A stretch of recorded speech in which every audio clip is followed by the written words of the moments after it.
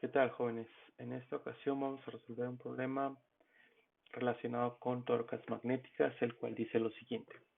Una varilla delgada y uniforme con masa despreciable mide 0.200 metros y está sujeta al piso por una bisagra sin fricción en el punto P como se muestra en la figura.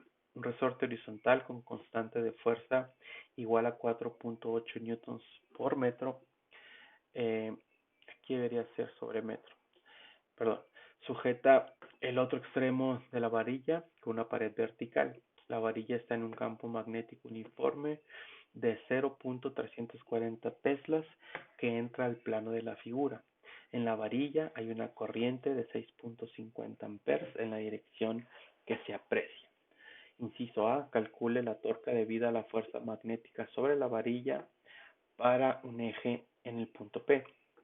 Cuando se calcula la torca, es correcto tomar la fuerza magnética total como si actuara en el centro de gravedad de la varilla. Explique su respuesta. Inciso B. Cuando la varilla está en equilibrio y forma un ángulo de 53 grados con el piso, ¿el resorte se estira o se comprime? Y el inciso C nos pregunta que cuánta energía almacenada hay en el resorte cuando la varilla se encuentra en equilibrio. Bueno, entonces, como les mencionaba al principio, pues este problema está relacionado con las torcas. Y bueno, para el inciso A, lo primero que tenemos que hacer pues es calcular la torca. Y entonces,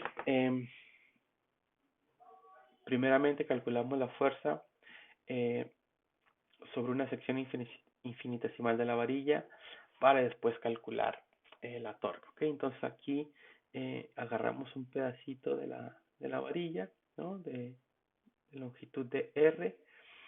Eh, y entonces aplicamos primeramente la definición de la fuerza cuando tenemos una sección infinitesimal eh, del conductor por el cual pasa la corriente. Y entonces nos podemos dar cuenta que, que este pedacito, acuérdense que aquí la corriente va hacia abajo, ¿okay? Y entonces, si uno hace el producto cruz entre este de L que iría hacia abajo y el B, nos da que la fuerza eh, va hacia esta dirección que está aquí dibujada. ¿Okay? Entonces aquí el campo, acuérdense que está hacia adentro como está acá ejemplificado, pero ya no lo puse. Entonces estos tres vectores son perpendiculares entre sí, lo que quiere decir que el seno de 90 me va a dar 1, o sea, el seno del ángulo entre B y DR va a ser 1, y entonces la fuerza me queda como I por B por DR. ¿Okay? Y entonces este diferencial de fuerza lo que va a generar es un diferencial de torca, ¿no? Donde recordemos que la definición de torca en general es R cruz F, donde R es la distancia que hay del eje de rotación al punto donde estoy aplicando la fuerza. Sería desde este punto hasta aquí, ¿no? Sería, o sea, toda esta sería R, ¿vale? Y entonces, la torca, si nosotros calculamos o hacemos el producto cruz de esto, nos podemos dar cuenta que esta torca va a estar en sentido de las manecillas del reloj. ¿Okay? Y entonces, tenemos pues que el diferencial de torca va a ser igual pues a R por el diferencial de la fuerza por el seno del ángulo entre R y la fuerza o el diferencial de fuerza, ¿no? Que son 90 grados porque dijimos que esto es R, para acá está la diferencial de fuerza de este pedacito infinitesimal que estamos tomando, y entonces esto otra vez me va a dar 1, y entonces pero este diferencial de fuerza vimos que vale I por B por DR, entonces me queda pues que el diferencial de torque es igual a R por I por B por DR. Entonces, para calcular la torca total, pues hay que integrar. La integral del lado izquierdo me va a dar tau, y la integral del lado derecho va a ser pues I por B, la integral de 0 a L, o sea, vamos a integrar toda la varilla, dr. Entonces la integral de R, pues ya sabemos que es R cuadrado sobre 2, evaluando de 0 a L, queda que la torca va a ser igual a 1/2 de L cuadrada por la corriente por la magnitud del campo magnético. Si uno sustituye los valores, se encuentra que la torca vale 0.0442 newtons por metro. ¿Okay? Y entonces la varilla va a girar a favor de las manecillas del reloj, como dijimos anteriormente. ¿Okay? Entonces sería la, la torca para el inciso A. ¿Okay? Entonces después nos preguntan que si es correcto tomar la fuerza magnética total como si actuara en el centro de gravedad de la varilla. Entonces resulta, esto lo hice acá porque se me pasó cuando lo estaba resolviendo. Entonces resulta pues que si uno calcula la torque usando un diagrama de cuerpo libre sobre la varilla, eh, diciendo que la fuerza total actúa en el centro de la varilla, que en este caso coincide con el centro de masas. ¿Okay? Acuérdense que en figuras regulares, geométricas regulares, el centro de masas coincide con el centro geométrico. Entonces, si la fuerza actuara en el centro de la varilla, encontraríamos que da el mismo valor. O sea que la torca sería la misma, pues. Solo que en este diagrama, en principio, nosotros deberíamos de incluir todas las fuerzas que actúan sobre la varilla, incluyendo la gravitatoria. Pero en este caso estamos diciendo pues que la varilla tiene una masa despreciable, entonces por eso no incluimos esa parte, ¿no? Pero bueno, para contestar la pregunta que si es correcto pues tomar la fuerza total como si actuara en el centro de gravedad de la varilla, la respuesta pues que sí, te daría la misma fuerza, ¿ok? Pero bueno, siguiendo con el inciso B, el cual nos preguntaba que cuando la varilla está en equilibrio y forma un ángulo de 57 grados con el piso, el resorte se estira, se comprime. Entonces, en este caso, lo que tenemos que ver, o como ya dijimos, que la fuerza va a ser girar a la varilla a favor de las manecillas, quiere decir que se va a mover para acá abajo, lo que implica que este resorte se va a estirar. ¿Okay? Pero entonces, eh, la fuerza que actúa sobre la varilla es en esta dirección, ¿no? Respecto de, del campo, pero ahora también tiene que haber una fuerza debido al resorte, ¿okay? Que va a actuar en dirección contraria. O sea, este es un vector, recuerden, ¿no? Tengo una componente hacia abajo y una hacia la derecha. Entonces voy a tener una componente en X, pues, y una en Y. Y para el resorte voy a tener también, si quieren, una componente, bueno, en este caso nada más en X, ¿ok? Y entonces, quiere decir que si la varilla debe estar en equilibrio, pues las componentes en X deben de cancelarse. ¿Okay? Y entonces, pues, eh,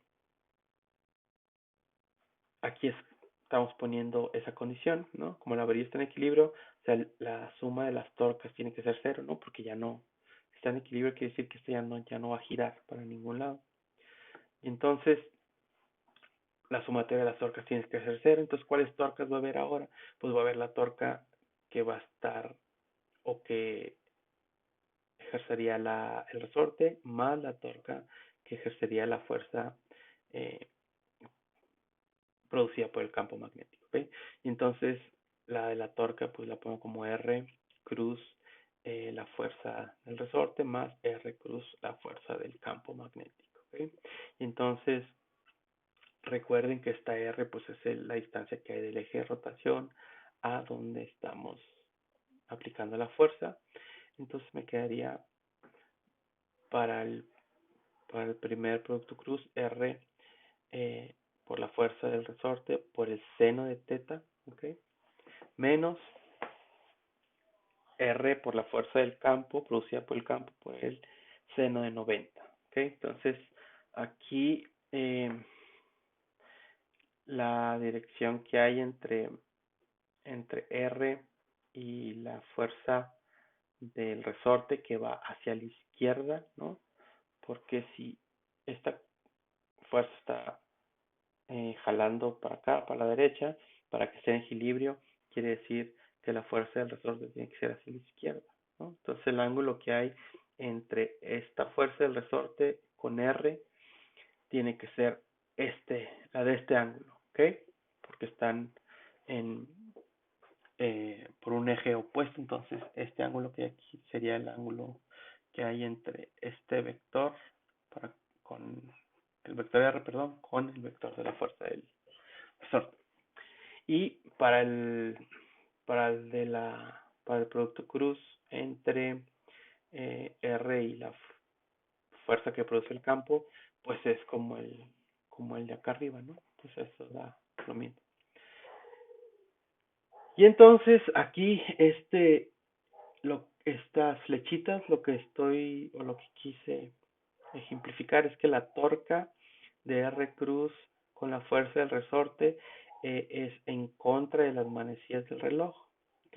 Esas torcas dijimos que las vamos a tomar como positivas y las torcas que estén a favor de las manecillas del reloj las vamos a tomar como negativas, por eso aparece este menos aquí, ¿ok?